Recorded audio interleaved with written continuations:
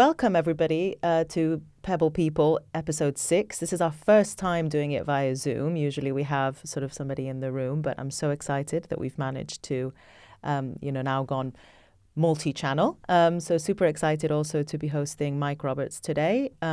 We talk very often with our providers, our activity providers, around the importance of marketing their business, effectively marketing their business, making sure they're covering all channels, making sure that they are connecting with their audiences and finding new customers and audiences all the time. So we are here with Mike because we know that you work and are trusted by the community, to work on aspects of their marketing, etc. But I will just let you introduce yourself and tell us a little bit more about your work and what you do.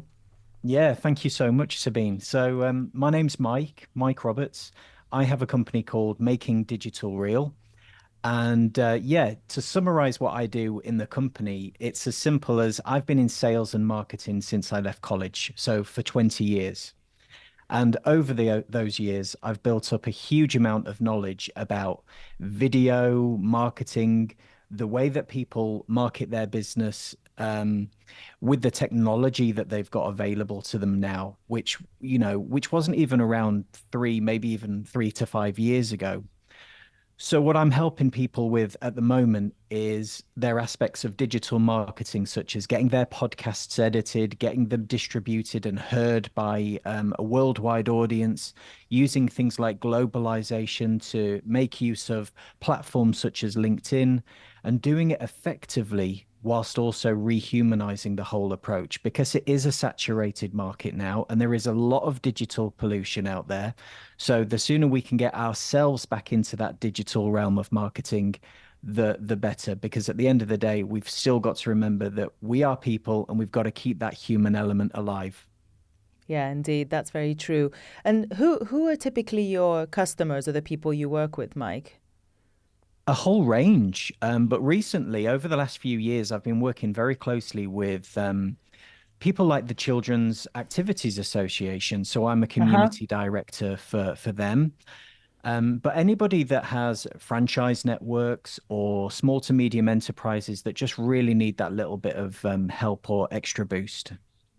Okay, great. So, we at Pebble work a lot with children's activity providers, with childcare providers, and we hear this a lot that, they want to just focus on what they love doing, which is actually to be with children and to run activities with children. That they wish that somebody who's an expert at marketing will do the marketing for them. But in the absence of that, where they actually have to do it themselves, I'd love to hear a little bit from you of how you can juggle being an activity provider, for example, and also managing your socials. Like, are there any top tips or tricks around which channels are most successful and maybe how to conquer them? I know it's quite a broad question, but just kind of trying to set the tone for the rest of the podcast. Yeah, no, it's a brilliant question. What I wouldn't suggest is me trying to tell your audience which platforms to be on and where their audience is based, because everybody has a different opinion. Hmm. My platform that I specialize in, for example, is LinkedIn.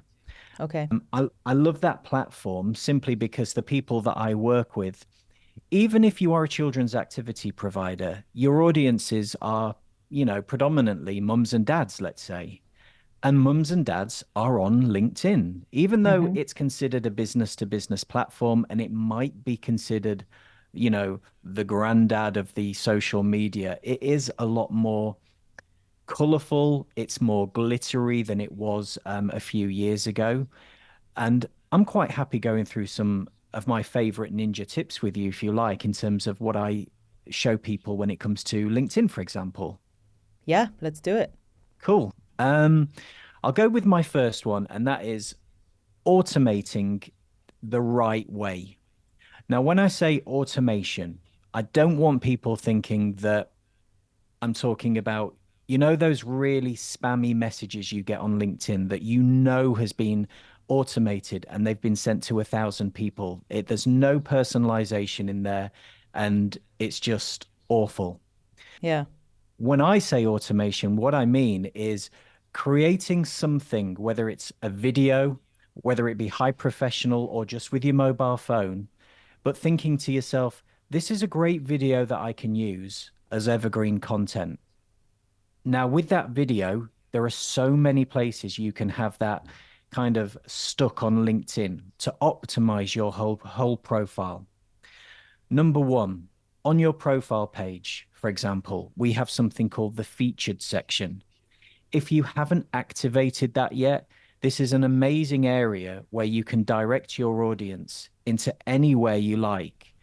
And it's rare that LinkedIn will want you taking their audience away from their platform. But whenever you get the opportunity to do it, use it with everything you've got.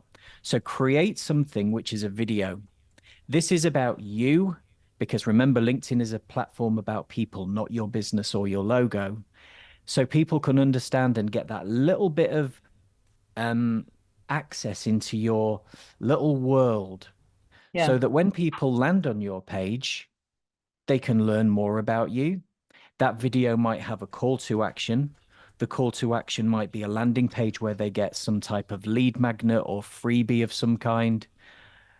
And the end result is you've got their first name and email address. You can now nurture that relationship and you've got their details. They've not just visited your page and left, you've actually got something of value in return. Got it. And how high tech does this video have to be? Because I know a lot of people are intimidated by shooting content because they're like, well, we don't have the right gear, or this needs to look professional. Tell me a little bit more about that sort of element. Yeah. So in most instances, high quality professional video may not work with your audience. Okay. If you want to get if you want to rehumanize your approach and get people to see the real you, sit in front of your laptop or grab your phone and record a 60-second video. And that video could be as simple as who you are, why you do what you do, the problems that you solve for your target audience, and the benefits that you provide. It Right. may even be an opportunity to share your screen of some sorts. Mm-hmm. But that video can be used in so many areas, in so many ways, including, and this is one of my favorites, video messaging, because Oh, we all get so many messages on LinkedIn now. It's a text-based message from somebody trying to sell us something, and there is a small percentage of us out there that are doing things in a very different way, and that is sending a video message to your recipient that gets results. So we're talking about quality over quantity. And a lot of people just think that they have to blitz their entire database, burn through that database, and then they're left in the cold thinking, why didn't that work? right. And what another thing about LinkedIn is it can get quite expensive if you are trying to set up ads, right? So, do you have any tips around managing those costs and maybe finding ways for it not to cost you a lot of money as an activity provider? Yeah, absolutely. So ads have their place in the world. Absolutely. If you've got something of high value that you need to get into a real demographic audience quickly, then you can throw a little bit of money at ads. There's no problem with that at all. Yeah. But let's just say that you've taken my Power Hour, one of my master classes, for example. One of the things that I teach is the value of understanding the algorithm.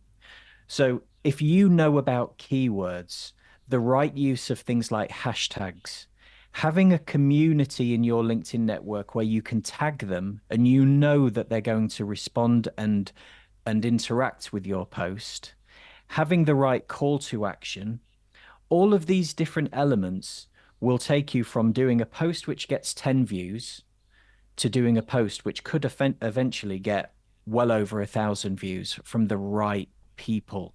And it's also looking at things like not just posting that content to the LinkedIn audience and hoping that the algorithm does its work, but knowing that there are things out there like groups. There are places, there are these little bubbles of communities on LinkedIn and the other platforms as well, where your target audience are hanging out, which means that if they are live on the platform and they're still using it and they're inside this group, your post could land straight into their feed. Less work for you, but so much more impact. Got it. So that was going to be sort of my next question. Do you need to go out to create your own group or community, or is it more effective or easier to sort of join another one? How would you create that balance for yourself, I guess? I think creating your own group or community is a lot of hard work. Yeah. And unless you're going to be dedicated to it every single day or have somebody dedicate their time for you, it's going to be a big, big task for you. Okay. So I would just say make use of the thousands of groups that are already there. I'll give you an example. So back in the day when I was selling software for an email encryption company, Yeah. I knew that in order to get my content seen and heard by the right audience was going to be tough because there was a lot of competition. However, what I found was that some of my target audience were lawyers in the legal sector. Now, I found a group on LinkedIn called the Law Society Gazette, well over 10,000 members in there. I think there's probably about 17,000 or something at the time. I did a post about email security for the legal sector. I made it very, very educational. There was very little sales in it, but there was a hint there to say, we are an email encryption provider. But instead of just sending it out to the algorithm, I sent it straight into that group. And it was Mm. one of the best posts I've ever done. I think it got nearly 9,500 views in the first few hours. And so many people are not making use of these things like groups. They're just Yeah. throwing as much as they can into their feeds and hoping for the best, which is not the best way of doing things. Got it. Got it. All right. So you mentioned the course, the sort of the Power Hour course, right? That would set you up for success. Are there other ways that people can sort of upskill themselves on marketing in social media, or maybe specifically for LinkedIn, since we're on the topic? Oh, there's so many areas for people to learn about how to master their skills in this area. Um, but yeah, I mean, are you asking about the different services I offer, for example? Yeah, for example, that would be great. It's a great place to start. Yeah, so I do a live event every year, Nice. which goes down really, really well. It's just 1 hour. One of the things that I found over the years from people who train on LinkedIn, for example, is it's pretty heavy on PowerPoint and six-week boot camps here and all of these things. I just want to give as much information as I can in the shortest time possible because everybody's busy. Nobody wants to keep coming back to Zoom events all the time. Yeah. And also, giving ideas such as LinkedIn is a great platform. However, have you thought about creating a 2-minute podcast, audio newsletters, creating a landing page? What emails are you sending? There's so much great stuff to talk about now that I think right now, setting up your own business or being, the master of your own destiny has never been more exciting with all of the tech we've got available to us. And that's why I get so excited about it. That's great. But sort of talking about all of these different channels that you can also do, like apart from LinkedIn, right? Your newsletters, your emails, how you're contacting your audience. How do you cut through the noise? Like, how do you know how to cut through the noise and sort of stand out? I think I think going back to that word I said earlier, rehumanization, Right. is making sure that everything that I do is designed around getting impact. I know that so many people are out there just trying to sell, sell, sell, and they're putting a sales message or an advert out there every single day, including in their messages, and it's not getting them anywhere. And it doesn't surprise me because there is so much pollution out there in terms of sales messages that we've got to cut through the noise. Mm. So if I think of somebody that I would ideally like to work with, let's say it's my ideal client, what I would do is I would use a platform such as BombBomb, Yeah. BOMB, and I would take 2 minutes out of my day just to record a video. And inside that video, I'm going to do a number of things. So the first thing that I'm going to do is when I'm recording the video itself, I'm going to use a little app on my phone, which you can see because we're having a chat now on Zoom. But I would say, hi, Yeah. Sabine. Now, Okay. if I hold this up while I start recording my video message to you, When that lands in your inbox, whether it's an email or LinkedIn message, you're going to see the first few frames of that video being played as a little animated GIF, Right. which means that you're not now clicking on a weird looking link that you don't know what it is. You've got an animated GIF telling you that it is Mike. It is a personalized message because you can see your first name that I'm holding up, which means Mm, that you are highly more likely to click on that link and press play. right. And even if that's not for you right now, the service that I'm offering, what I get loads of is replies saying, Mike, I've got to admit, I've never had an approach like that before. It was so unique, and I'm going to remember that. Um, Got it. and it's quite good for me because one of the things that I get is, can you teach my sales team how to do that? That's what people ask me. So it's a Yeah. great way in. Yeah. But even if it's not your area of expertise, just sending that video message, taking 2 minutes, it is gonna get you remembered and it's gonna get results. Great. So personalization, rehumanization, right? Yeah. So we talked a lot about the benefits of LinkedIn and how, activity providers can use it. Do you have another platform or strategy that you recommend apart from LinkedIn that you work with a lot or you've seen success with? Yeah, so I use a platform called MemberVault. Okay. So what MemberVault is I discovered this a few years ago, and I'm actually now one of their UK ambassadors. It's a platform that anybody can use to host their lead magnets, online Okay. courses. They can sell their digital products. And it's also integrates with things like email marketing, and you can create landing pages on it. And I used that as soon as I started making digital reel. And Right. I still use it to this day because it is the engine of my business, and it's so easy to use and it's so affordable as well. So even if you are just like me, one person starting your own business, there are platforms out there that can literally run everything for you. And yeah, MemberVault is one that I think is brilliant. Okay, great. And so with Memberville, how would you use it practically? Like, let's say that somebody was just getting started, they get that, they have a website. How can you give me an example of when you've used it and it's been really useful? Like just like a tangible example? Yeah. So whilst websites are great, people can get lost in them, and it's Right. not always quite easy to grab their attention quickly. Yeah. With MemberVault, it's one page that houses everything in one Okay. section. So the Okay. way that I would advise my clients to use it, which is something I did myself, is one of your products needs to be your free lead magnet.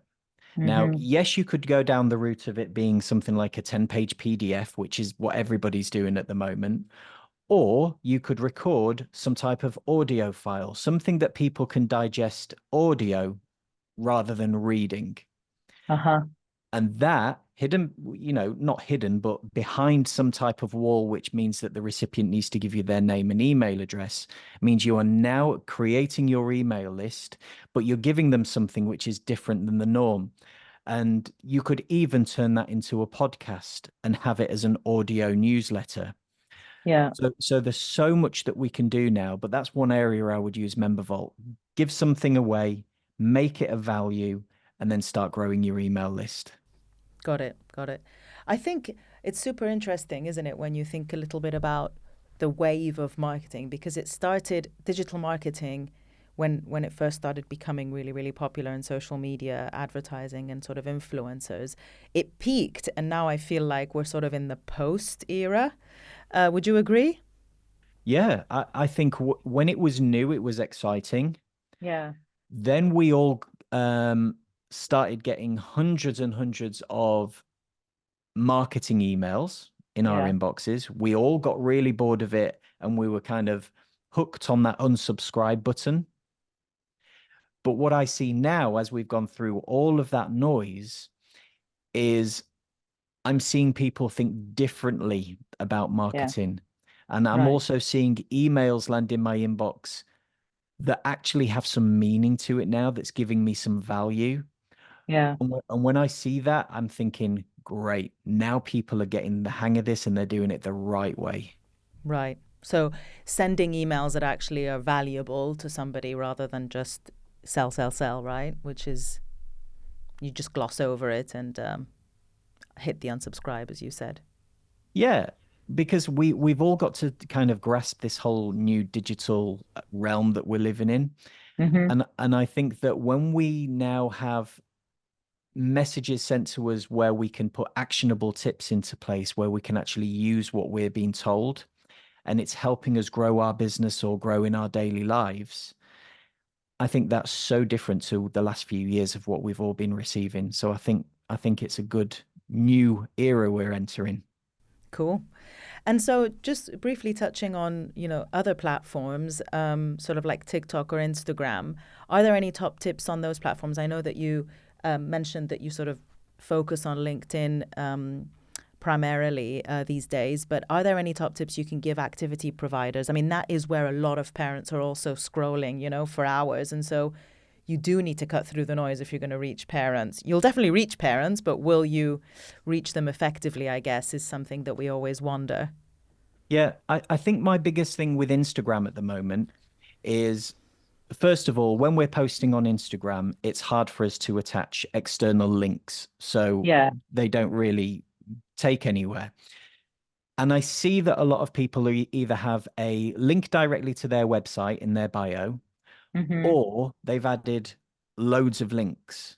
Yeah. So my advice to Instagram users would be, whenever you're using that great little phrase in your post that says link in bio, take them to a Linktree account. Create a free Linktree account, which is a beautiful, easy to navigate page, which has so many different links on it in one Mm. area.